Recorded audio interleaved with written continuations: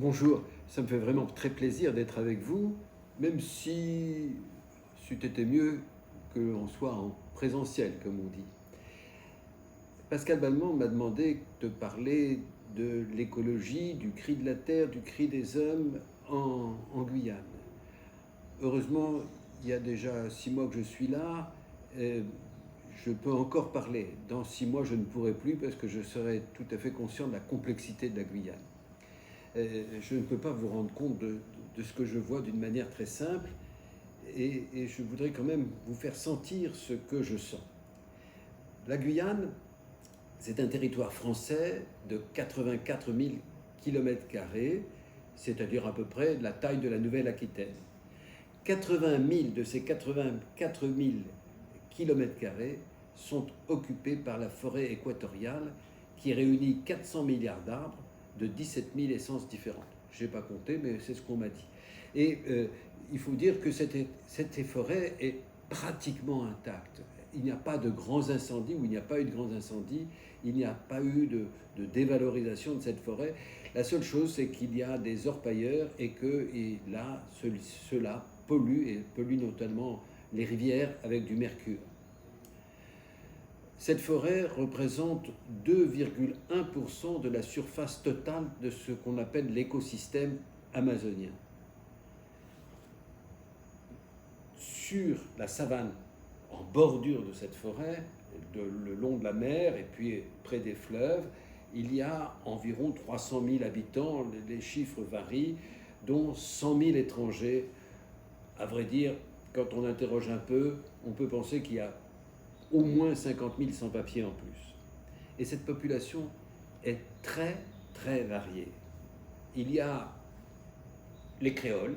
Les créoles occupent 40% de la population, représentent à peu près 40% de la population, et c'est eux qui occupent la situation. Après, il y a à peu près autant de Bushinengue. Les Bushinengue, ce sont des Noirs marrons, des esclaves, ayant fui l'esclavage, ou plutôt des descendants d'esclaves ayant fui l'esclavage en provenance du Suriname.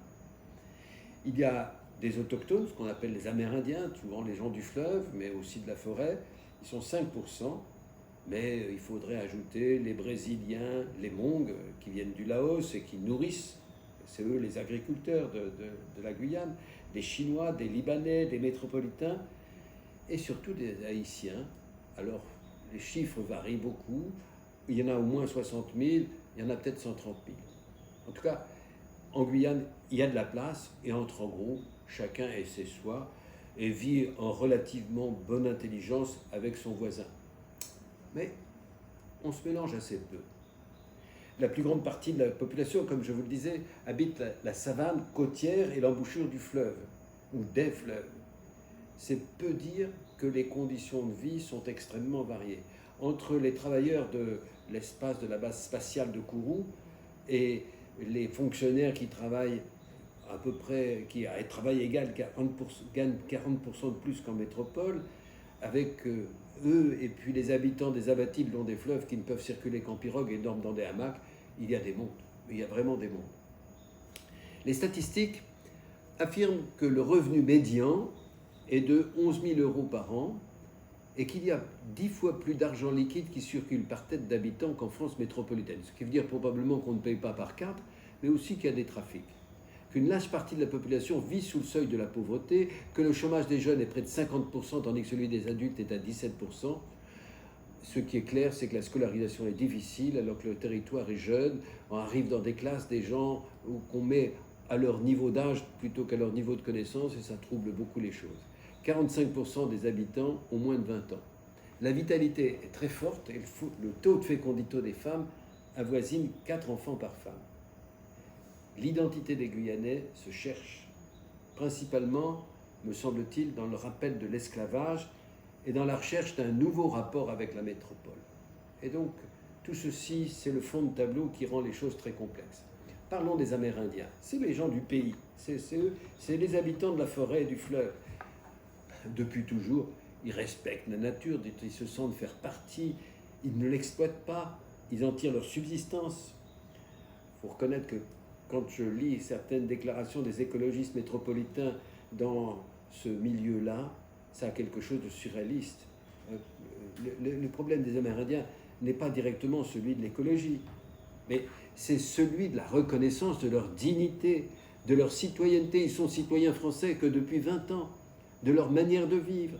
Ils ont l'habitude d'aller d'un endroit à l'autre en faisant un abatis et en laissant repousser après. Leur territoire est pillé, pollué par les orpailleurs.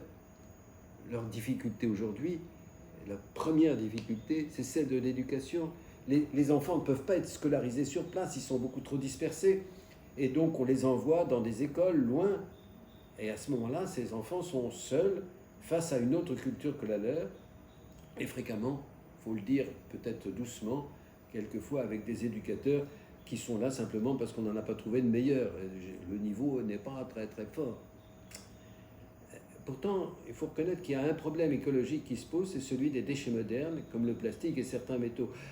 Par exemple, pour les gros encombrants, comme on dit, eh bien, on prenait la pirogue et on allait jeter les gros encombrants au milieu du fleuve. Et évidemment, quand ce sont des chaises en plastique, ça ne disparaît pas de la même manière. À côté des Amérindiens, je vous ai parlé des Bushimengue, ces noirs-marrons.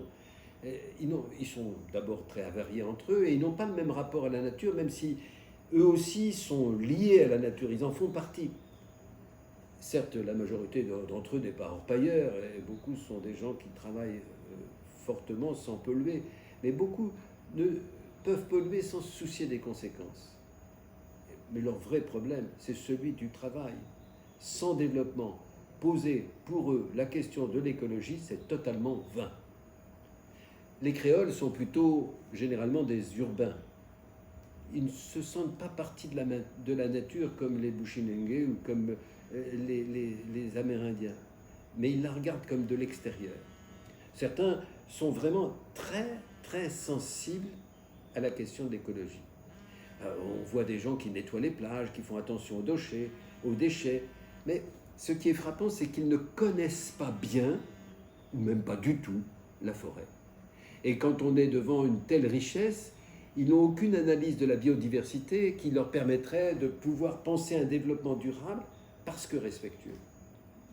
Mais une grande partie des créoles, tout en sachant ce qu'il convient de dire en écologie, ils écoutent la radio, la télévision, les mêmes que nous, donc ils savent, mais au fond, ils rejettent ce que l'on dit sur l'écologie, qu'ils prennent pour une idéologie, qui, après les avoir exploités, les empêche de se développer.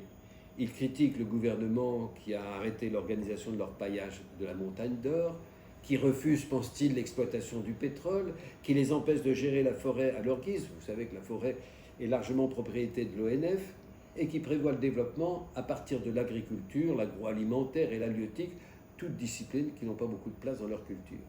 Bref, pour une bonne partie des créoles, toute parole sur l'écologie leur semble blesser leur légitime désir de respect et de responsabilité. Quant aux Haïtiens, dont un nombre important vit dans des conditions inimaginables, sont sans travail ou vivent de petits boulots ou de tâches pénibles, leur problème n'est pas celui de l'écologie, mais celui de la survie. Bon. Évidemment, j'ai tout à fait conscience d'être schématique, caricatural, mais ça donne une idée. La conférence épiscopale de l'Amazonie, composée du Brésil, de la Bolivie, du Pérou, de l'Équateur, de la Colombie, du Venezuela, du Suriname, de la Guyane, à la suite du synode sur l'Amazonie et de Corrida Amazonia, a mis en place une structure, la CEMA, et un réseau, le REPAM, pour que les 34 millions d'habitants de l'Amazonie travaillent ensemble en se donnant 5 actes prioritaires. Peuples indigènes et groupes vulnérables, formation et méthode pastorale, droits de l'homme, église frontalière, justice sociale et environnementale et bien vivre. En février 2020, Monseigneur Lafond a réuni le 2e synode de l'église de Guyane sur les thèmes du synode de l'Amazonie. Le synode de Guyane a accouché de 24 propositions qui touchent le domaine social, culturel, écologique, pastoral et en avance sur le pape, sur la synodalité de l'église. Voilà, lorsque je suis arrivé, il a fallu un hasard pour qu'au détour d'une question, l'on me parle de ce synode dont aucune des propositions n'avait reçu ne serait-ce que le début d'une réalisation. De fait, la survenue de la Covid et le départ de l'évêque expliquent une large part de ce silence.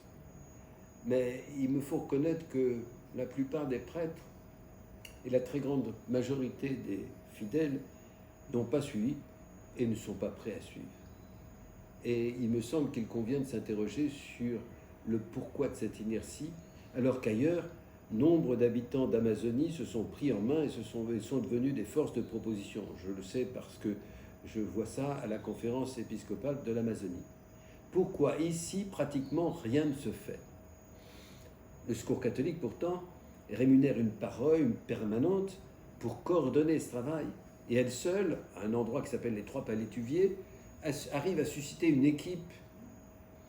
Pourquoi cette inertie? Syndrome français où l'on maugrait contre l'État et le cléricalisme, mais où l'on attend tout de l'État et de l'évêque, puis des prêtres. Où malheureusement, réelle difficulté à établir un lien réel entre le cri des hommes, celui de la terre et l'amour de Dieu. J'espère ne pas avoir été trop long.